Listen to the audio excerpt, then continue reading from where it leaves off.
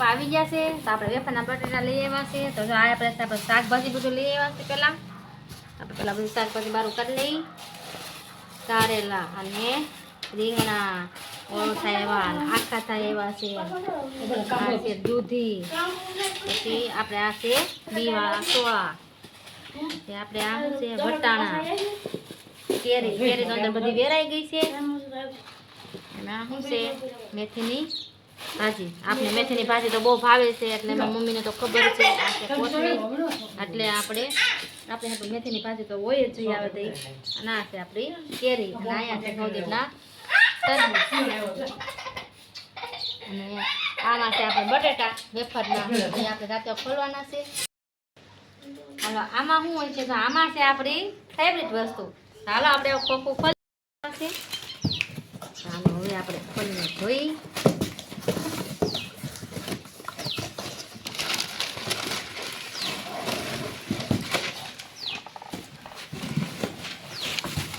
તો આમાં છે મારી ચોળાફળી.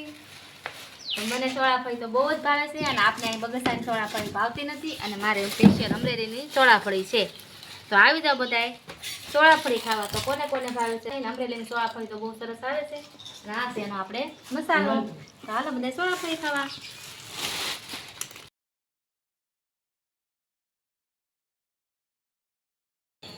આમાં તીખી ફાફડી છે, આમાં છે આપણે મોળી ફાફડી, અને અહીંયા છે આપણા વેફરના બધા બટેટા. તો જો આપણે મન બટેટાની વેફર પાડવાની છે.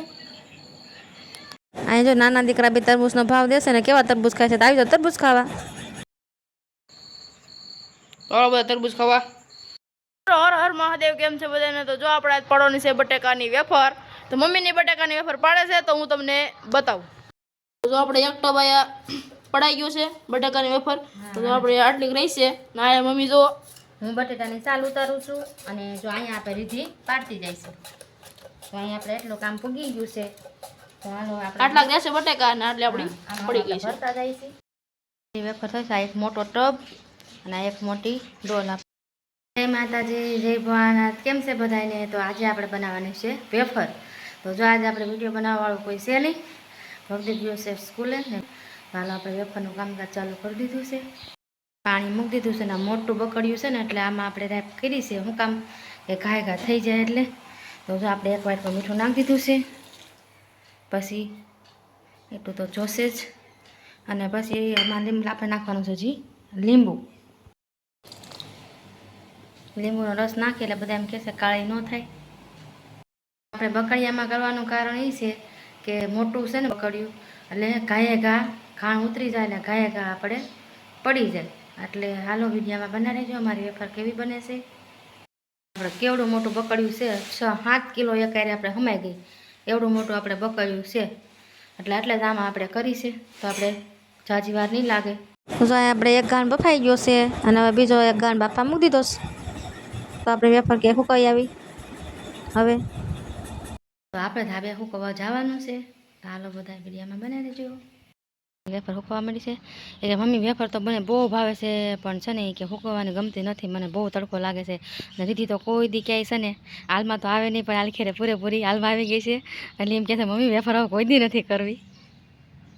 તો હાલો આપણી વેફર અસલ મજાની સુકાઈ ગઈ છે, અને હવે ભરી લઈ ડબ્બામાં અને થોડીક તળી લઈ. સરસ મજાની જો અસલ વ્હાઈટ થઈ છે.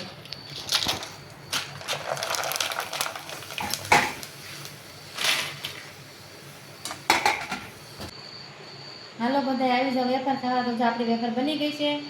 તો કોને કોને ભાવે છે તો કોમેન્ટ કરવાનું ભૂલતા નહીં, ને કોને બની ગઈ છે તો એ કોમેન્ટ કરવાનું ભૂલતા નહીં. આવી જાઓ બધા વેફર ખાવા.